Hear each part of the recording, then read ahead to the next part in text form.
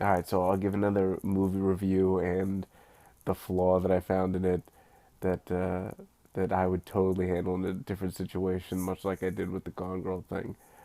This movie is Foxcatcher, which saw the trailer for it.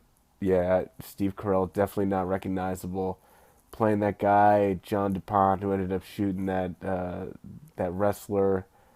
Uh, I forget the character's name. Oh, the Schultz brothers. Um, Based on a true story, and actually was very popular in my neck of the woods because I'm originally from Philadelphia area, and that was a very popular story when it happened.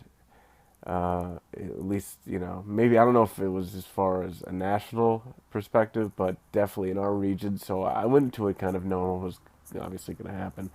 Um, but let me just say that I mean, and it's established in the entire movie from the get go. Channing's already set off that he's in his brother's shadow, and that just seems to be a constant. The whole thing, they're driving that home. They're driving it home. You're in your brother's shadow. You're in your brother's shadow, and I'm not sure that he shouldn't have been arrested as far as maybe assisting in attempted murder because he left his brother there. He's they get oh god this is a spoiler alert, so much like anything I do with the movie. So if you haven't seen the movie and you don't want to hear about what happens or the specifics of it, then just go ahead and log off. But here's the thing, all right. Look, okay, so this crazy guy John, which he's got a screw loose, you can tell right away, but somehow Channing's character can't pick up on it. I guess he's so desperate for a father figure at being out of his brother's shadow that he's just willing to accept anything, as far as a mentor is concerned. Hanging out with this guy, the guy's like, "Yeah, hang out on my property. I'm one of the richest men in the world. Yeah, we got horses here. You got a whole gym. Bring a bunch of your buddies. Let's start training, win the gold for the world championships, and then start training and get ready for Seoul in '88." So Channing's like, "All right, paying him a great reward. Oh, he's got, Anthony Michael Hall showing him around. You get your own cabin. Utilities are paid for. Food's fully stocked in the fridge. You don't have to worry about a thing.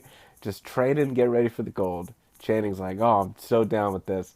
Starts doing it. Tries to get his brother, Mark Ruffalo, to come out with him. Mark's like, you know what? I got a family here.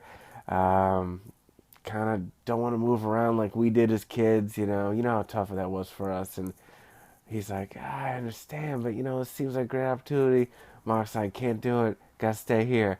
Chang's like, okay, do it myself. Goes out.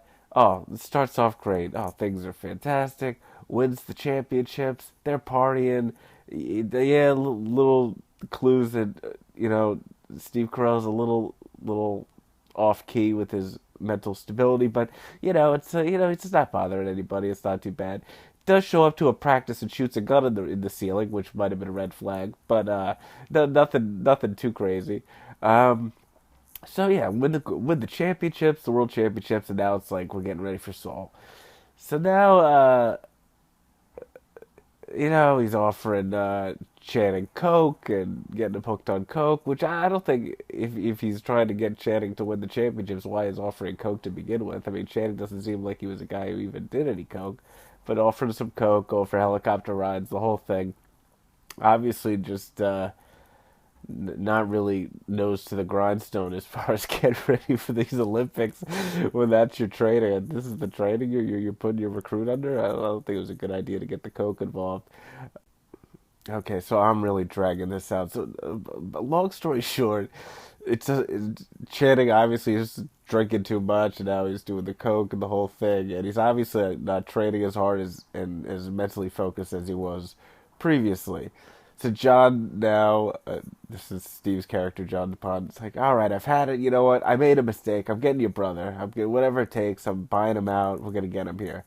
Ends up getting Mark there.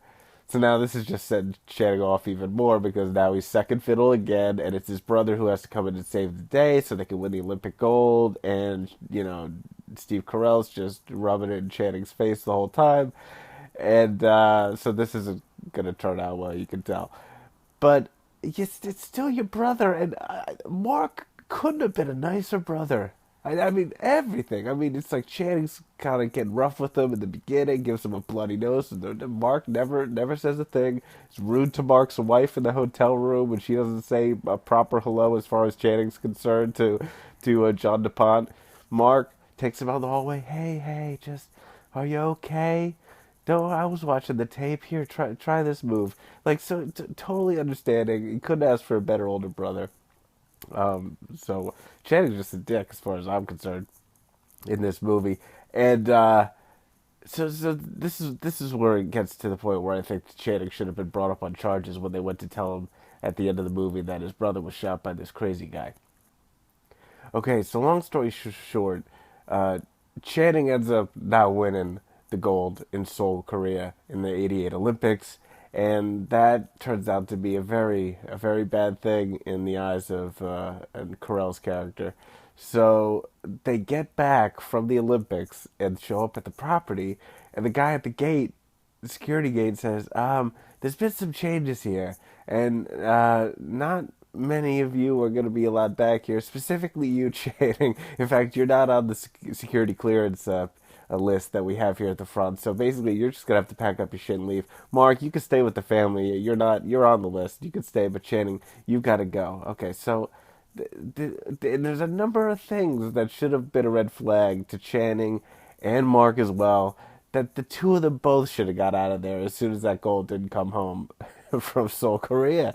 So this is my point: is that Channing definitely just left his brother with a madman on that property, and he should have done more. But that my point is that he obviously didn't care enough for his brother's safety and knew he was leaving him in harm's way, and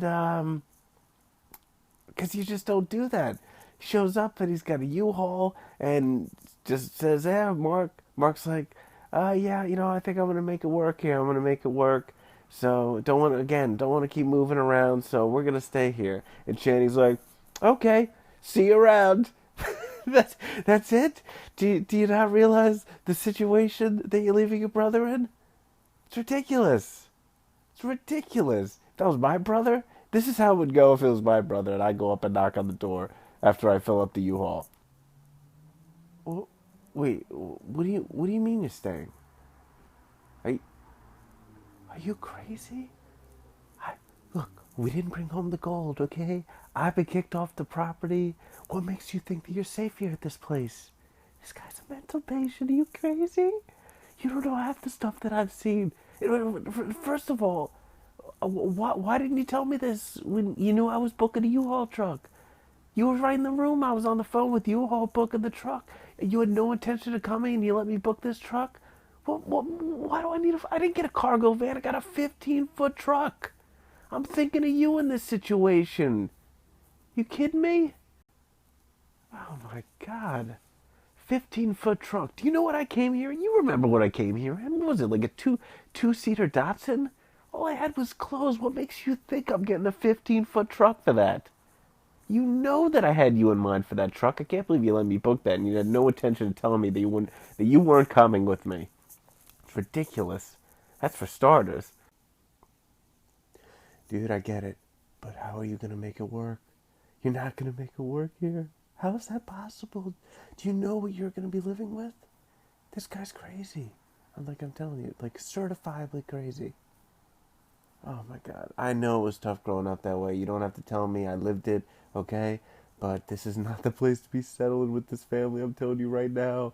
We've got to get out of here. Seriously, you're splitting this truck with me. I don't care if you. I mean, you're coming with me, and you have this illusion that you're not. But you're splitting this truck, even if you think you're not coming with me. I'll tell you that right now. You're not coming. Okay, you're gonna make it work. Has he asked you to call him Golden Eagle yet? No. Okay. So clearly, I might have a little more information as far as whether you should be staying here or not. Okay? Yeah. Eagle or Golden Eagle? I swear to God, he told me to call him that. Oh my God. Okay, bottom line, this is what's gonna happen, okay? He's gonna have you walking around in nothing but little tight little shorts, okay? He's gonna be frosting your tips with peroxide, snorting coke, and he's gonna make you do haircuts and shaves on the porch like Whoopi had to do for Danny Glover in The Color Purple, okay? Trust me, I lived this. I've been here a year. You don't know what's going on here. Oh my God. You're not staying here, okay? You are clearly not thinking things through. How many times is he gonna have to show up here dressed like George Washington ready to cross the Delaware River before it sinks into you that this guy's got a screw loose? Okay? You're paying for this truck, you might as well take advantage of it. Oh my God. Dude, the guy just stop for a second, okay? Okay? Did you know he got another 50 caliber gun that he's putting on that tank? Yeah, the tank that he got. You saw the tank? He's getting a 50 caliber to put on it. You don't think he's rolling up to the front of your door 3 o'clock in the morning with that thing all cooked up? I'm telling you, you gotta get out of here. I think he just shot one of the horses. That's it. That's the end of discussion. Okay? Okay? So, get Nancy. Get the kids packing. I'm telling you, get your money's worth. You might as well take advantage of this truck because you're paying half of it. You're not getting out of that part of it, I'll tell you that much. Staying here or not staying here, this truck, you're getting the bill. Okay? But you come with me because I wouldn't be a good brother. I would not love you if I was to let you stay here on this property. That's just, that's just, I thought I heard a helicopter. Okay, he might be home. He might be home. Hurry up, just please. Please. Just let's get out of here. Let's get out of here. Okay? Let's just wrestle somewhere else. We don't have to stay here. I don't even know if the school systems are good in this area. Have you even looked into that? Let's get the kids out. Honestly, this is not a good thing. So, I think that settles it. Um, okay? All right, good. All right. Oh, I'm so glad we worked this out. Oh my God, I'm telling you. Oh, I'll tell you the whole truck ride. I got stories for days that I could tell you about what was going on here. But I'm just glad you trusted me on this one because I'm telling you, it would not be a good thing. It would not be a good thing for you to stay here. So that's good. Okay. Oh, I'm so glad. What a relief. You scared the hell out of me. Plus that it's a hefty price for that U-Haul too. So that was my heart was going a mile a minute when you told me that part. But I'm glad you're coming too. That's the most important thing.